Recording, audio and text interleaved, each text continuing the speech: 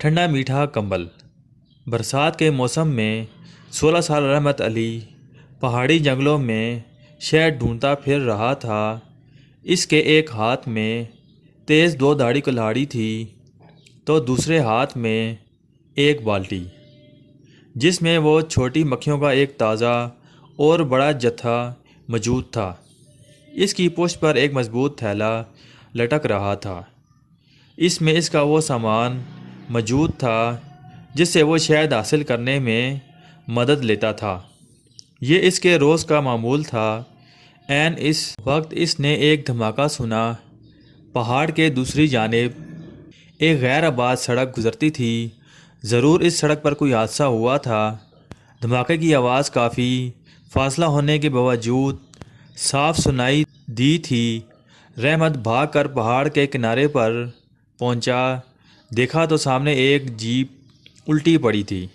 رحمت ڈھلوان پر بھاگم بھاگ اترنے لگا۔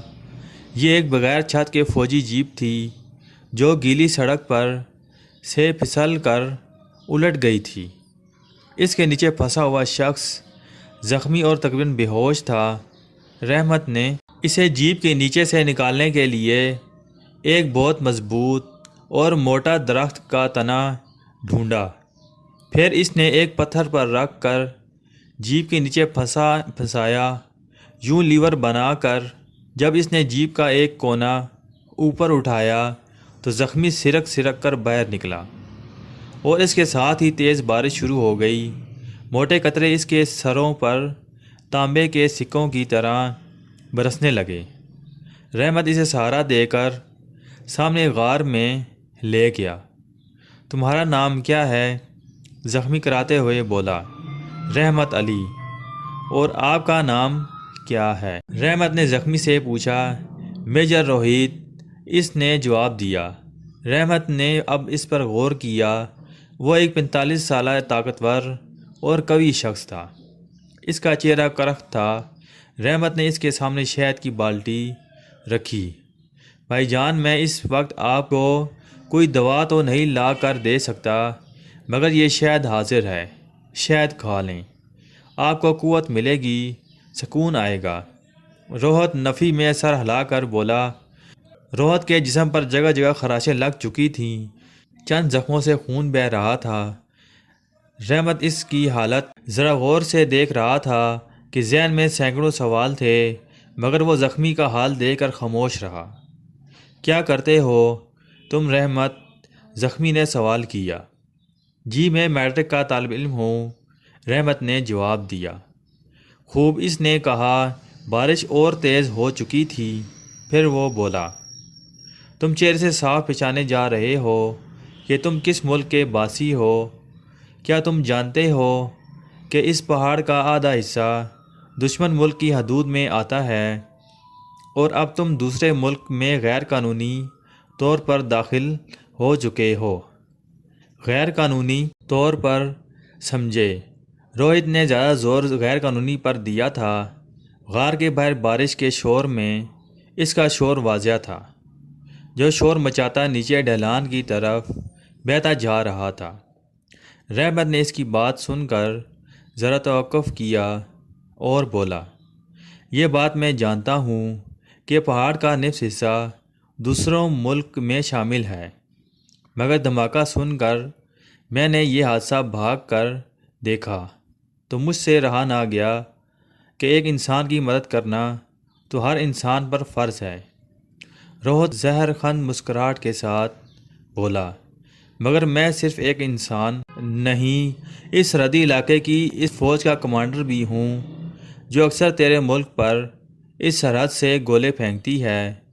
رحمت یہ سن کر فوراً بولا، دونوں ممالک اکثر سرحدوں پر ایک دوسرے سے الجھتے رہتے ہیں، مگر مارے تو عوام ہی جاتے ہیں۔ انسان تو صرف انسان پیدا ہوتے ہیں، بعد میں رنگوں، نسلوں اور ملکوں میں بٹ جاتے ہیں۔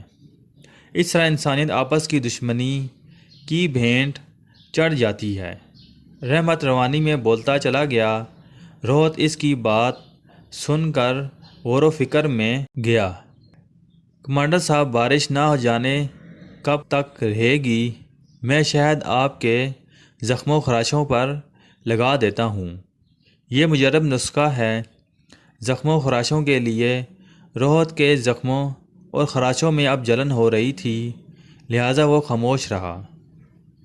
رحمت نے بالٹی میں موجود تازہ شاخ کا ایک پتا توڑا اور اس سے روہت کے زخموں و خراشوں پر شہد لگانے لگا۔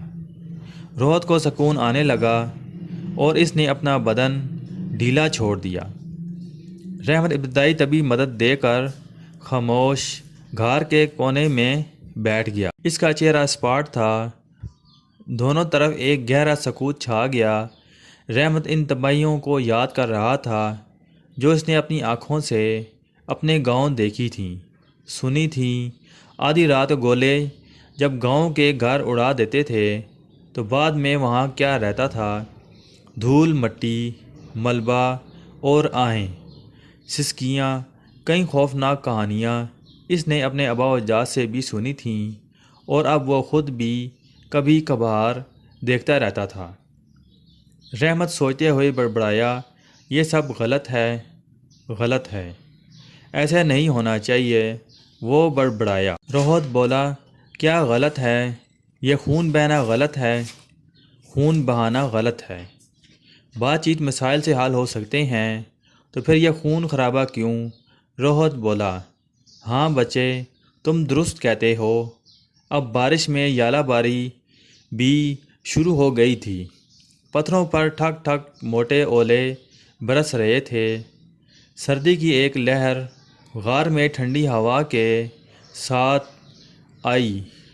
تب رحمت نے اپنے تھیلے میں ایک گرم کمبل نکالا اور زخمی پر ڈال دیا، جو وہ شہد کی مکھیوں سے بچنے کے لیے ہنگامی حالات میں اپنے پاس رکھتا تھا۔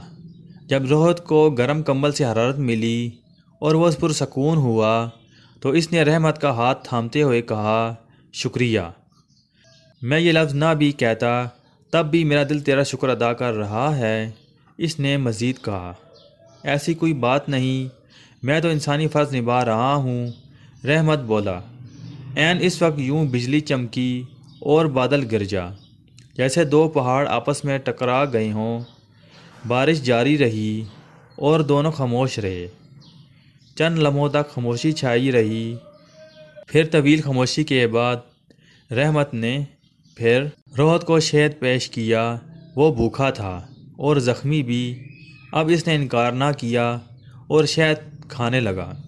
رحمت بھی اس کے کہنے پر اس کا ساتھ دینے لگا۔ شام ہوئی تو شدید بارش تھم گئی۔ وہ دونوں غار سے نکلے تو روہت لنگڑا رہا تھا اور ٹھنڈی ہوا کے تھپیڑے ان پر برس رہے تھے۔ روہت نے کمبل اسے واپس لوٹانا چاہا تو رحمت نے کمبل اس سے اچھی طرح اڑا دیا۔ روہت بولا، رحمت، تم نے مجھ پر احسان کیا، میری مرہم پٹی کی، مجھے میٹھا میٹھا شہد کھلایا اور اس سردی میں ٹھنڈا میٹھا کمبل اڑا دیا ہے۔ یہ کمبل گرم ہے مگر اس کا سکون ٹھنڈا میٹھا ہے۔ لو میں چلتا ہوں، تم اپنے ملک میں واپس جاؤ، پہاڑ پر چڑھ جاؤ، جاؤ میرا بچہ۔ روہت لنگڑاتا ہوا چل دیا۔ رحمت وہاں ہی کھڑا تھا۔ بھائی جان، خدا حافظ، ذرا خیال رکھنا۔ دونوں ملکوں میں بچے ہوتے ہیں۔ ہاں میں یاد رکھوں گا میرے بچے۔ پھر رحمت کو گلے سے لگا کر رخصت ہو گیا۔ اس کے جانے کے بعد وہاں کافی دن امن رہا۔ اگر ہم سب کوشش کریں تو آئندہ ہمیشہ کے لیے امن قائم ہو جائے گا۔